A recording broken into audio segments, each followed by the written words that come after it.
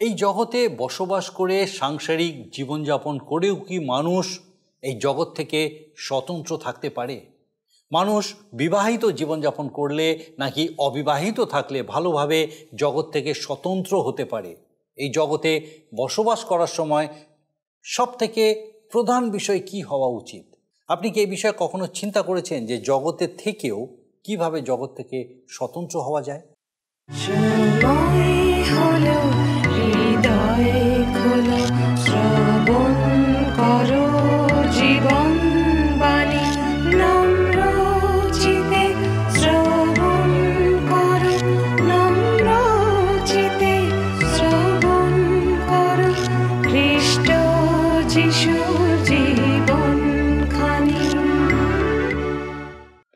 নমস্কার, প্রভু যীশু খ্রিস্টের মধুর নামে জীবনবাণী অনুষ্ঠানে আপনাকে স্বাগত জানাই।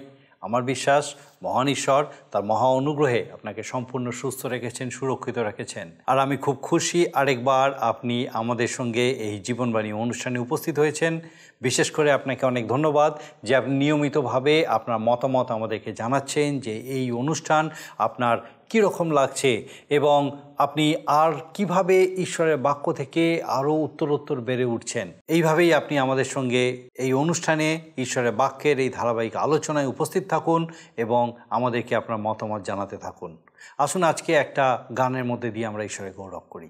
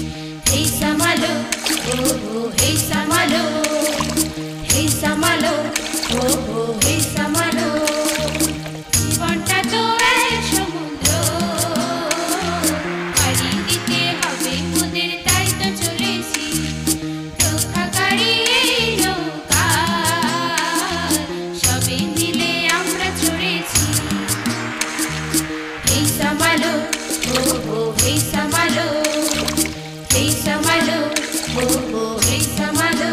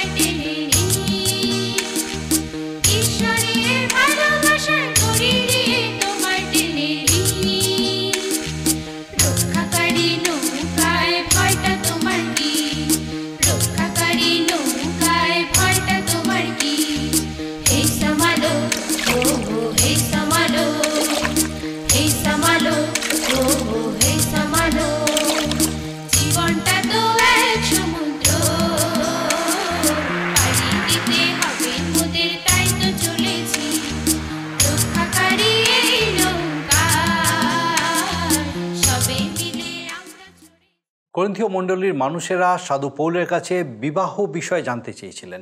তিনি তাদের কাছে খুব স্পষ্টভাবে তার মতামত জানিয়েছিলেন। এই আলোচনা শেষে এসে তিনি বলেছেন তারা তাদের বিবাহিত জীবনে নিজেদের নয়, কোনো জাগতিক বিষয়কে নয়, কিন্তু ঈশ্বরকেই যেন প্রাধান্য দেয়। সাধু পৌল এখানে বলেছেন যে মানুষের এই জগতে বসবাস করার সময় অত্যন্ত কম হয়ে এসেছে।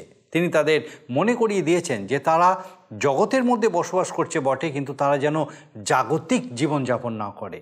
তারা বিবাহিত হলেও তাদের এমনভাবে চলতে হবে যেন সেখানে তাদের স্ত্রী বা স্বামী নয়, কিন্তু ঈশ্বরই প্রাধান্য পায়।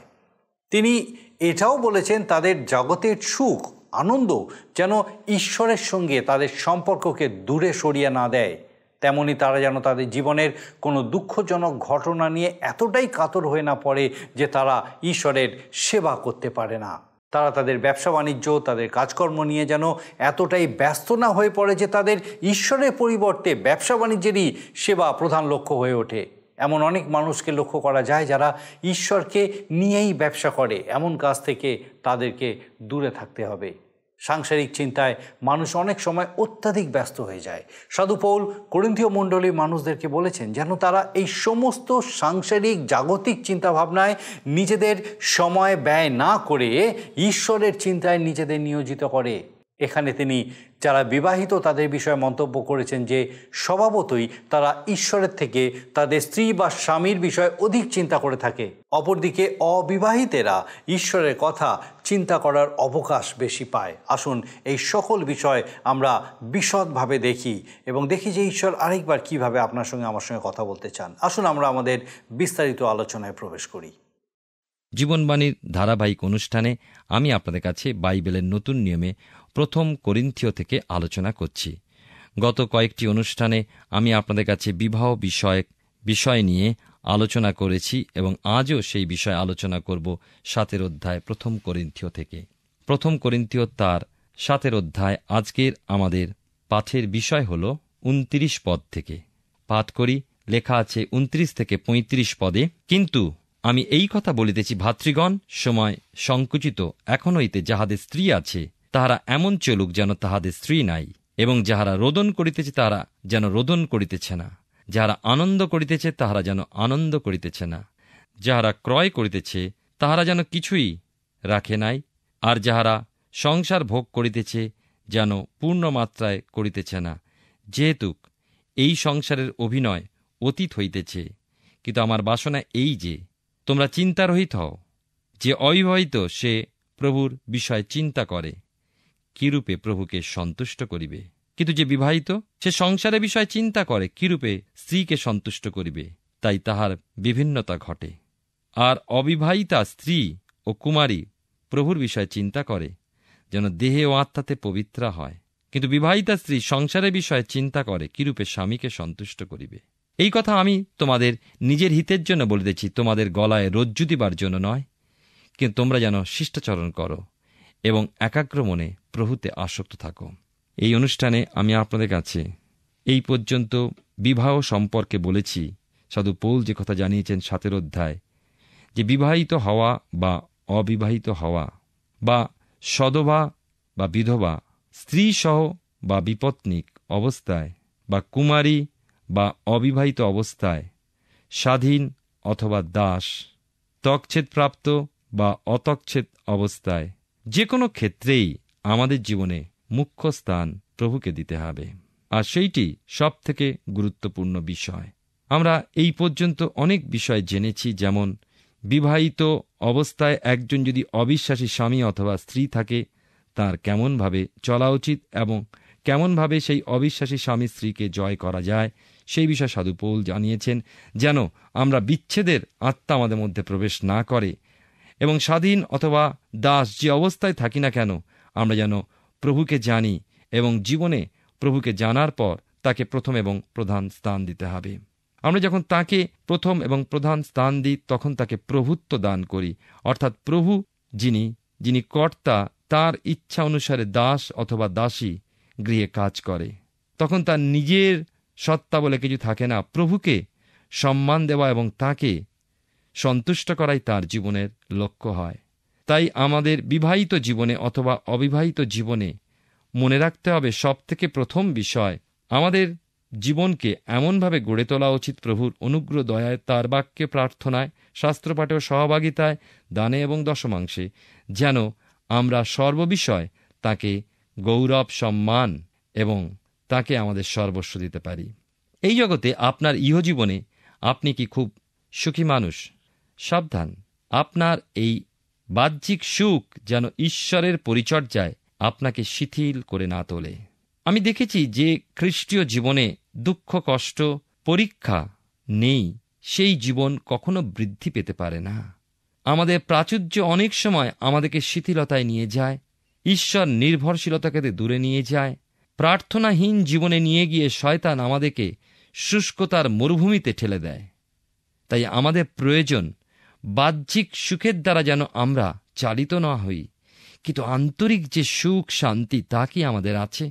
আপনি যদি কোনো পরিবারে যান, নীরবে গিয়ে দেখবেন আজকের মানুষ সেই আন্তরিক শান্তি, সুখকে হারাচ্ছে।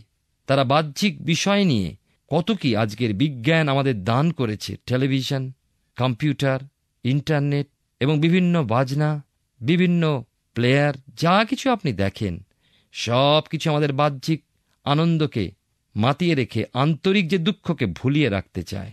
প্রিয় শ্রোতা বন্ধু, প্রিয় ভাই ও বোন, আপনার ইহ জীবনে আপনি কি একজন দুঃখী মানুষ? দেখুন নিজেকে ভালোভাবে। আপনার দুঃখ আপনাকে কি হতাশ করে ফেলেছে? ঈশ্বরের পরিচর্যা ও ঈশ্বরের সঙ্গলাভ হতে আপনাকে তা দূরবর্তী করে রেখেছে কি? আপনার সাংসারিক জীবনে ক্রয় বিক্রয় নিয়েই কি আপনি ব্যস্ত? ঘর সাজানো আপনার সবথেকে প্রধান কাজ? অন্তরকে কি সাজিয়েছেন? প্রভু যীশু কিন্তু আপনার সঙ্গলাভের পিপাসু। তাকে অভুক্ত, পিপাসার্থ রেখে আপনি আপনার ব্যবসায় লিপ্ত নয় তো? তাকে কি আপনি সময় দেন, নাকি আপনার কোনো সময় নেই? সারা দিনের ব্যস্ততা, যত দিন যাচ্ছে মানুষের জীবনের ব্যস্ততা চরমে উঠেছে। মানুষের কোনো সময় নেই। অনেক সময় এমন জীবন দেখেছি খাবার সময় নেই। ঈশ্বরের জন্য সময় কেমনভাবে হতে পারে? শয়তান দিয়াবল বড়ই চতুর। মানুষকে কিভাবে ভ্রান্ত করা যায়? কারণ মানুষ তো ঈশ্বরের বাক্য পাঠ করে জেনে নেবে। সত্য জানলে সে ঈশ্বরকে বিশ্বাস করবে, ঈশ্বরের জন্য সময় দেবে এবং প্রাচুর্য দিয়ে তাকে ভুলিয়ে রেখেছে। তাই প্রভু পিপাসার্থ থেকে যান, ক্ষুধার্ত থেকে যান। আজকে আপনার জীবনে আপনি ঈশ্বরের কাছে উত্তর দিন। আপনার অংশে আপনি ঈশ্বরের সেবা করুন, প্রাপ্ত অর্থে তার সদ্ব্যবহার করুন। মনে রাখব, আমরা যা পেয়েছি, যা পাই, তা ঈশ্বরের দেওয়া। অবশ্য অন্যায় করে পাওয়াগুলো নয়। ঘুষ নেওয়া ঈশ্বরের দান নয়। মানুষকে ঠকিয়ে নেওয়া কিছু, তা ঈশ্বরের দান নয়। চুরি করে যে মানুষ যা পায়, সেটা ঈশ্বরের দান নয়। কিন্তু ঈশ্বর যা আমাদের দিয়েছেন, আত্মিক আশীর্বাদ এবং এই জগতে আমাদের আয়, আমাদের ব্যবসা বাণিজ্যের আয়, আমাদের চাষবাসের আয়, সব তার দান। এবং আমাদের উচিত তা সঠিকভাবে, সঠিক পথে, সঠিক উপায়ে তা ব্যবহার করা। আমি আপনাকে প্রশ্ন করি, একটি পরিবারে যদি অবিশ্বাসী থাকে, তার হাতে যদি অনেক অর্থ থাকে, তিনি কি সৎভাবে ব্যবহার করবেন? দেখেছি অনেককে অনেক অর্থ উপার্জন করে, অনেক ব্যবসা করে, বিভিন্ন নেশায় আসক্ত হয়ে তার নিজের জীবন ও শরীর, তার পরিবার, সমাজকে ধ্বংস করে চলেছেন। তাই যে ঈশ্বরকে জানে না, তার বাক্য জানে না, কেমনভাবে সে সঠিকভাবে তার ক্ষমতা, শক্তি, তার সুযোগ, তার আশীর্বাদ, তার অর্থকে ব্যবহার করবে? ঈশ্বর আমাদেরকে অনেক দিয়েছেন সুযোগ, অনেক দিয়েছেন আশীর্বাদ। কেন আমরা সতর্ক হব? কারণ সময় সংকুচিত। বাইবেল সে কথাই বলছে। সাধু পৌল সেই কথাই বলছেন 29 পদে। কিন্তু আমি এই কথা বলে দিচ্ছি ভাতৃগণ, সময় সংকুচিত, সময় শেষ হয়ে আসছে, সুযোগ কমে যাচ্ছে। তাই বাইবেল বলে তোমরা সুযোগ কিনে নাও। আমাদের হাতে সময় খুবই কম। মনে রাখবো যে প্রভু যীশুর দ্বিতীয় আগমন খুবই নিকটবর্তী। কারণ তিনি এই পৃথিবীতে ছিলেন মাত্র 33-33.5 বৎসর। তার মৃত্যুর পর তিনি পুনরুত্থিত হয়ে এই পৃথিবীতে 40 দিন বিরাজ করে তারপরে পিতার কাছে স্বর্গে গিয়েছেন আমাদের জন্য স্থান প্রস্তুত করতে। তিনি আবার বলেছেন, আমি আবার আসবো তোমাদেরকে, আমি যেখানে যাই সেখানে তোমাদেরকে নিয়ে যাব। ঈশ্বরের উদ্দেশ্যে আমাদের ব্যবহৃত হওয়ার সময়ও সংকুচিত হয়ে আসছে। সুযোগ কমে যাচ্ছে, অনেক জায়গায় পথ বন্ধ হয়ে যাচ্ছে। প্রভু যীশু বলেছিলেন, অন্ধকারের পূর্বে তোমরা তোমাদের কার্য শেষ করো। তিনি আমাদেরকে একটি মাত্র জীবন দিয়েছেন। যেন সেই জীবন আমরা সঠিকভাবে ন্যায়ের সঙ্গে, পবিত্রতার সঙ্গে, তার গৌরবের সঙ্গে, তার ইচ্ছা অনুসারে ব্যবহার করি। তাহলে প্রশ্ন হল যে কিভাবে প্রভুর জন্য ব্যবহৃত হতে পারি। অবিবাহিত জীবনে যতটা প্রভুর জন্য সময় দেওয়া সম্ভব, বিবাহিত জীবনে তেমন সম্ভব হয় না, এটা তো ঠিকই কথা। তাই সংসার ধর্ম এমনভাবে আমাদের পালন করা উচিত, সাধু পৌল বলছেন, যেন সংসার করছি না এমন মনা। যেমন জল দিলেন কচু পাতায়, কিন্তু কচু পাতার গায়ে জল একটুও লাগল না। সংসার করছি, কিন্তু সংসারের কামনা বাসনা আমাকে পেছনে যেন না টানে। প্রভুকে কি মুখ্য স্থানে রেখে সাংসারিক মানুষ সংসার জীবনে ঈশ্বরের জন্য ব্যবহৃত হতে পারে। ভুলে গেলে চলে না যে প্রভুর উদ্দেশ্যে সংসার, সংসারের উদ্দেশ্যে প্রভু নন। তাই এই জগতে বা সাংসারিক জীবনে অথবা বাহ্যিক জীবনকালে আমাদের আনন্দ, দুঃখ, সংসার ভোগ সমস্ত কিছুতেই ঈশ্বরকে মুখ্য স্থানে রেখে তাকে ঘিরেই আমাদের দিন অতিবাহিত করা উচিত। আমাদেরকে অর্থাৎ খ্রিস্ট বিশ্বাসীকে দেহে ও আত্মায় পবিত্রকৃত হতে হবে। আর পবিত্রকৃত হওয়ার একটিমাত্র উপায় তাঁর চরণতলে থেকে প্রার্থনায়, শাস্ত্র পাঠে আমাদের রত থাকতে হবে। যত আমরা সময় দেব তাঁর চরণতলে, তত আমরা শুদ্ধ, সুন্দর, পবিত্র হয়ে উঠব। এই জগৎ তো ঈশ্বরের সৃষ্টি। তিনি সুন্দর করে এই পৃথিবী সৃষ্টি করেছিলেন। তাঁর সৃষ্টির মধ্যে কোনো অপবিত্রতা ছিল না, কোনো অসুন্দর ছিল না। তিনি প্রত্যেকটা সৃষ্টির পরে বলেছিলেন উত্তম, অতি উত্তম। এর মাঝে নিশ্চয়ই আপনি সেই সৃষ্টিকে ভোগ করবেন, কিন্তু ঈশ্বর এবং আপনার মাঝে সেগুলো প্রতিবন্ধক রূপে যেন না দাঁড়ায়। অর্থাৎ আপনি যদি সেগুলোর উপরে গুরুত্ব প্রদান করেন, সময় দান করেন, তাহলে কেমনভাবে ঈশ্বরের জন্য সময় দেবেন?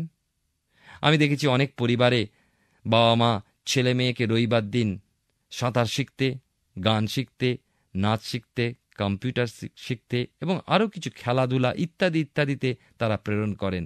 তারা সানডে স্কুলে যান না, গির্জায় যান না। তাই তাদের জীবনে এইগুলো প্রতিবন্ধক রূপে দাঁড়িয়ে যায়, আর সেগুলোর আরাধনা করা হয়।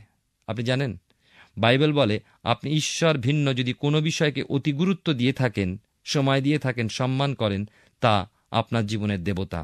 আপনি তার আরাধনা করেন। সে যেই হোক, আপনার কাপড় জামা পরা, আপনার সাজগোজ আপনার দেবতা হতে পারে, আপনার অর্থ আপনার দেবতা হতে পারে, ব্যবসা হতে পারে। আমি জানি না আপনার কি বিষয়, আপনি জানেন। ঈশ্বরকে তা যেন আড়াল করে না ফেলে, তাই আমাদের দেখতে হবে। প্রভুকে আপনার জীবন নিয়ন্ত্রণ করতে দিন। আপনি জানেন, একবার যিশু নৌকায় করে যাচ্ছিলেন, তার শিষ্যরা ছিলেন, আর যিশু সেই নৌকায় ঘুমাচ্ছিলেন। আর প্রচণ্ড ঝড় উঠল, নৌকা ডুবুডুবু অবস্থায়। শিষ্যরা চিৎকার করে উঠলেন, প্রভু উঠুন, প্রভু উঠুন। আর তিনি উঠলেন, ধমক দিলেন, আর সমস্ত ঝড় বৃষ্টি থেমে গেল। আর তারা অবাক হয়ে গেল। তাদের যেমন ছিল অবিশ্বাস, তেমনি ছিল তাদের সন্দেহ। তারা ভুলে গেছিল যে প্রভু তাদের সেই নৌকায় আছে, তিনি নিয়ন্ত্রণ করেন। আপনারা নিশ্চয়ই লক্ষ্য করেছেন, একটা ছবি দেয়ালে দেয়ালে থাকে, একজন যুবক নৌকা চালাচ্ছে, আর সেই নৌকার মালিক কে? আবার কোনো কোনো জায়গায় ছবিটা দেখেছি, একটি নৌকা চলছে, তার হাল ধরে আছেন প্রভু যীশু। আদর্শ খ্রিস্টীয় বিবাহিত জীবন ঈশ্বরকে প্রথম স্থান দেয়। কিভাবে পরিবারে বা জীবনে খ্রিস্ট গৌরবান্বিত হবেন, তাই তার ধ্যান এবং জ্ঞান।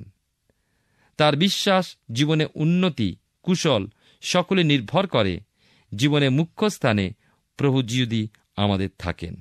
তার বিশ্বাস সেইটি অনন্তকালীন যে সুখ সমৃদ্ধি তার প্রত্যাশা। এই পৃথিবীতে সমস্ত কিছু শেষ হয়ে যাবে, অনিত্য কিছুই নেই। পৌল সরলতার স্বীকারোক্তি রেখেছেন। খ্রিস্ট বিশ্বাসীকে তিনি বিবাহ করায় নিষেধ করছেন না।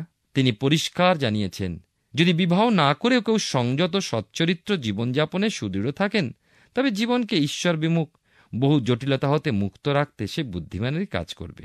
আবার যদি কেউ বিবাহ ব্যতি রেখে নিজেকে সংযত সচ্চরিত্র জীবনযাপনে অসমর্থ মনে করে, তবে অবশ্যই বিবাহ করবে। এখানে আমার একটি বিষয় আপনাদেরকে স্মরণ করাতে চাই। কিন্তু আমার এই বাসনা এই যে তোমরা চিন্তারহিত হও, যে অবিবাহিত সে প্রভুর বিষয়ে চিন্তা করে কিরূপে প্রভুকে সন্তুষ্ট করিবে, কিন্তু যে বিবাহিত সে সংসারের বিষয়ে চিন্তা করে কিরূপে স্ত্রীকে সন্তুষ্ট করিবে। তাই তাহার বিভিন্নতা ঘটে, বিভিন্ন বিষয় আপনার চিন্তা। আবার তারপরে আবার বলা হচ্ছে, আর অবিবাহিতা স্ত্রী ও কুমারী প্রভুর বিষয়ে চিন্তা করে যেন দেহে ও আত্মাতে পবিত্র হয়, কিন্তু বিবাহিতা স্ত্রী সংসারের বিষয়ে চিন্তা করে কিরূপে স্বামীকে সন্তুষ্ট করিবে। তারপরে সাধু পৌল বলছেন, এই কথা আমি তোমাদের নিজের হিতের জন্য, মঙ্গলের জন্য বলছি, তোমাদের গলায় রজ্জু বা দড়ি দেবার জন্য নয়, জোর করে টেনে এনে নয়, কি তোমরা যেন শিষ্টাচরণ করো এবং একাগ্র মনে প্রভুতে আসক্ত থাকো। 36 থেকে 40 পদে এই কথা লেখা আছে, কিন্তু যদি কাহারও বোধ হয় যে সে তাহার কুমারী কন্যার প্রতি অশিষ্টাচরণ করিতেছে, যদি সৌকুমার্য অতীত হইয়া থাকে আর এই প্রকার হওয়া আবশ্যক হয়, তবে সে যাহা ইচ্ছা করে তাহা করুক, ইহাতে তাহার পাপ নাই, বিবাহ হোক। কিন্তু যে ব্যক্তি হৃদয়ে স্থির, যাহার কোনো প্রয়োজন নাই এবং আপনি আপন ইচ্ছা সম্বন্ধে কর্তা, সে যদি আপন কন্যাকে কুমারী রাখিতে হৃদয়ে স্থির করে থাকে তবে ভালো করে। অতএব যে আপন কুমারী কন্যার বিবাহ দেয় সে ভালো করে, এবং যে না দেয় সে আরও ভালো করে। 39 এবং 40 পদে লেখা আছে, যতদিন স্বামী জীবিত থাকে ততদিন স্ত্রী আবদ্ধা থাকে, কিন্তু স্বামী নিদ্রাগত হইলে পর সে স্বাধীনা হয়, যাহাকে ইচ্ছা করে তাহার সহিত বিবাহিতা হইতে পারে, কিন্তু কেবল প্রভুতেই। তথাপি আমার মতানুসারে সে অমনি থাকিলেও আরও ধন্যা, আর আমার বোধ হয় আমিও ঈশ্বরের আত্মাকে পাইয়াছি। অতএব সাধু পৌল এই সিদ্ধান্তে উপনীত হলেন, বিবাহ যে করে সে ভালোই করে, কিন্তু যে না করে সে আরও ভালো করে। আমরা বুঝতে পারি, বিবাহ করি বা বিবাহ নাই করি, ঈশ্বরকে সামনে রেখে তাকে জীবনের আদিতে রেখেই আমাদের চলতে হবে। বিবাহ বিষয়টা খ্রিস্ট মণ্ডলীর মধ্যবর্তী সম্পর্ককে তুলে ধরে। সেই আদর্শ স্মরণ রেখে আমাদের এই জীবনে অতিবাহিত করা উচিত। সাধু পৌল ঈশ্বরের আত্মার বশে থেকে তার নির্দেশ অনুসারে বিভিন্ন প্রশ্নের উত্তর দিয়ে সমাধান দিয়েছেন। করিন্থীয় মণ্ডলীর মধ্যস্থিত বিভিন্ন সমস্যা সম্পর্কিত প্রশ্নসহ পত্রের উত্তর তিনি খুব শীঘ্রই প্রদান করেননি। ঈশ্বরের আত্মার চালনায় তাঁর অধীনস্থ থেকে পবিত্র আত্মার নির্দেশে তিনি সকল বিষয়ের সমাধানজনক উত্তর প্রদান করেছিলেন, কিছু বিলম্বে। আর সেই ক্ষেত্রে তিনি জানিয়েছেন, আর এই প্রকার নিয়ম আমি সমস্ত মণ্ডলীতে করিয়ে থাকি। প্রিয় শ্রোতা বন্ধু, প্রিয় ভাই ও বোন, আজও আমাদের জীবনে কত প্রশ্নের উত্থাপন হয়, কত বিষয় দ্বিধাগ্রস্ত হয়ে উপযুক্ত নেতার অভাবে ভ্রান্ত হয়ে যায়। শাস্ত্র অনুসন্ধান করলেই শেষ সময় আমাদের সকল বিষয় উত্তর পাব, এই কথা মনে রাখব। একটা স্থানে সাধু পৌল বলেছেন, এই বিষয় আমি প্রভুর কোনো আজ্ঞা পাই নাই, কিন্তু বিশ্বস্ত হইবার জন্য প্রভুর দয়াপ্রাপ্ত লোকের ন্যায় আমার মত প্রকাশ করিতেছি। ঈশ্বরের আত্মার অধীনস্থ থেকে ঈশ্বরের যে প্রজ্ঞা তিনি লাভ করেছেন তার উপরে আমরা নির্ভর করতে পারি এবং জীবনে তা অনুসরণ করতেও পারি। এর বিপক্ষে কোনো যুক্তি থাকতে পারে না। এইভাবে সাধু পৌল আমাদের জীবনের বিভিন্ন পরিস্থিতিগুলো নিয়ে এই অধ্যায় উপস্থিত করলেন ও উত্তর এবং সমাধান দেখিয়েছেন। সমস্ত বিষয়ের মূলে প্রভুকে অগ্রে স্থান দেওয়া গুরুত্ব প্রদান করেছেন। তাই বিধবার বিবাহের ইচ্ছাতেও তিনি অমত প্রকাশ করেননি বটে, কিন্তু গুরুত্ব দিয়েছেন বিবাহ পুনরায় না করলে ওই নারী সুখী হবে। কিন্তু যদি বিবাহ করে তবে একজন অবিশ্বাসীকে নয়, কিন্তু খ্রিস্ট বিশ্বাসীকেই যেন বিবাহ করে। তাই তিনি বারবার বলছেন প্রভুতে। সাধু পৌল সবশেষে স্বীকার করেছেন, তাঁর সুদৃঢ় বিশ্বাসের স্বীকারোক্তি রেখেছেন। এই সমস্ত নির্দেশ তিনি ঈশ্বরের আত্মায় স্থির থেকে তাঁর চালনটাই প্রকাশ করেছেন। প্রিয় শ্রোতা বন্ধু, প্রিয় ভাই ও বোন, আমাদের জীবনে খ্রিস্টই সর্বেসর্বা। এই জ্ঞানে সুদৃঢ় থেকে জীবনে সকল ক্ষেত্রে তাঁকেই স্থান দিয়ে চলিয়ে আসুন। জীবনে লাভবান হবেন। তাহলে জীবন হয়ে উঠবে মধুর। শুধুমাত্র এই পার্থিব জীবনেই আমাদের সমস্ত পাওয়া নয়, রয়েছে অনন্ত জীবন। সেই জীবনের প্রত্যাশাকে হারাবেন না। সেই অনন্তকালীন জীবনে কি সুখী হওয়ার বাসনা আপনার আছে? তবে এই জীবনে প্রতি পদক্ষেপে প্রভুর সঙ্গে পথ চলুন। তাঁর আগমনে তিনি কখনো আপনাকে ছেড়ে দেবেন না, পরিত্যাগ করবেন না। তাঁর সঙ্গে সাক্ষাৎ করাই হল প্রকৃত খ্রিস্টীয় জীবনের লক্ষ্য। ঈশ্বর আপনার জীবনে মঙ্গল করুন। আমরা প্রথম করন্থীয় পুস্তক থেকে ধারাবাহিকভাবে অধ্যয়ন করছি। আমার বিশ্বাস মহান ঈশ্বর বিশেষভাবে আপনার সঙ্গে কথা বলছেন। জগতে বসবাস করলেও খ্রিস্টে বিশ্বাসী মানুষকে জাগতিক বিষয় নয়, কিন্তু ঈশ্বরকেই প্রাধান্য দিতে হবে। যারা অবিবাহিত অথবা যাদের স্বামী বা স্ত্রী জীবিত নেই, তাদের পক্ষে এই কাজ করা সহজ হয়, কিন্তু বিবাহিত পুরুষ বা স্ত্রীদের জন্য এটা কঠিন হয়ে পড়ে। কিন্তু এই বিষয়ে সাধু পৌল সমস্ত বিশ্বাসী মণ্ডলীকে এমনভাবে চলতে বলেছেন যেন তারা সাধারণ জাগতিক জীবনযাপন করা থেকে নিজেদের স্বতন্ত্র করে ঐশ্বরিক জীবনযাপন করে। করিন্থীয় মণ্ডলীর এর পরের প্রশ্ন ছিল প্রতিমার কাছে উৎসৃষ্ট বলি ভোজন করার বিষয়। সাধু পৌল এই বিষয়েও তাঁর যথাযথ মতামত দিয়েছেন। আমরা আমাদের আগামী পর্বে এই বিষয় আরও বিস্তারিতভাবে অধ্যয়ন করব। আসুন এই সময় প্রার্থনায় যাওয়ার আমি চাইব আপনি আমার সঙ্গে প্রার্থনায় যোগ দিন। আসুন প্রার্থনা করি। পরম করুণাময় স্বর্গীয় পিতা, ধন্যবাদ দিই প্রভু, তোমার পবিত্র পরাক্রমের একটি বার তোমার জীবন্ত বাক্যের সান্নিধ্যে আমাদেরকে নিয়ে এসেছো। ধন্যবাদ দিয়ে আমাদের প্রত্যেক দর্শক বন্ধুর সঙ্গে আরেকটি বার আজকে তোমার জীবন্ত বাক্য দ্বারা তুমি কথা বলেছো। প্রার্থনা করি প্রভু, তোমার পবিত্র অনুগ্রহে সেই প্রত্যেককে উত্তরোত্তর তোমাতে বেড়ে উঠতে সাহায্য করো। বিশেষ করে পিতাকে প্রার্থনা করি সেই প্রত্যেক দর্শক বন্ধু তাদের পরিবারবর্গের জন্য। প্রভু, এই সময় যদি এমন কেউ আছেন যিনি হয়তো কোনো কঠিন পরিস্থিতির মধ্যে আছেন, পরিবারগতভাবে বা ব্যক্তিগতভাবে হতাশা বা নিরাশায় ভুগছে, স্বর্গীয় পিতা তোমার পবিত্র পরাক্রমে তোমার জীবন্ত প্রত্যাশায় তাদের পূর্ণ করো। তোমার উপস্থিতির সহভাগিতায় তাদেরকে উজ্জীবিত করো যে প্রভু তুমি তাদের সঙ্গে আছো এবং তুমি তাদেরকে সেই কঠিন সময়ের মধ্যে থেকে বার করে নিয়ে এসে সেই নতুন আলো তাদেরকে দেখতে দেবে। ও প্রভু তুমি দয়া করো এবং সেই পরিবারকে, সেই ব্যক্তিকে প্রভু তোমার পবিত্র অনুগ্রহে তোমাতে উজ্জীবিত, উৎসাহিত, অনুপ্রাণিত থাকতে সাহায্য করো, আশীর্বাদ করো আর তাদের সকল ভার নাও। তোমার যিশু নামে ভিক্ষা দয়া করে শ্রবণ গ্রহণ করো। আমেন। ঈশ্বরের মহা অনুগ্রহে আমরা এই সুযোগ পেয়ে থাকি, আর আমার বিশ্বাস আমাদের আগামী দিনেও আপনি এই জীবনবাণী অনুষ্ঠানে উপস্থিত থেকে ঈশ্বরের বাক্যের এই ধারাবাহিক আলোচনায় বিশেষভাবে আনন্দ লাভ করবেন, উৎসাহিত হবেন বা ঈশ্বরে আরও বৃদ্ধি পেতে থাকবেন। ঈশ্বর আপনার মঙ্গল করুন। প্রিয় বন্ধু, আশা করি জীবনবাণী অনুষ্ঠানটি আপনার ভালো লেগেছে। আর যদি ভালো লেগে থাকে তাহলে অবশ্যই আমাদের একটি মিসড কল দিন। আপনার দেওয়া মিসড কলটি আমাদের কাছে অতি মূল্যবান।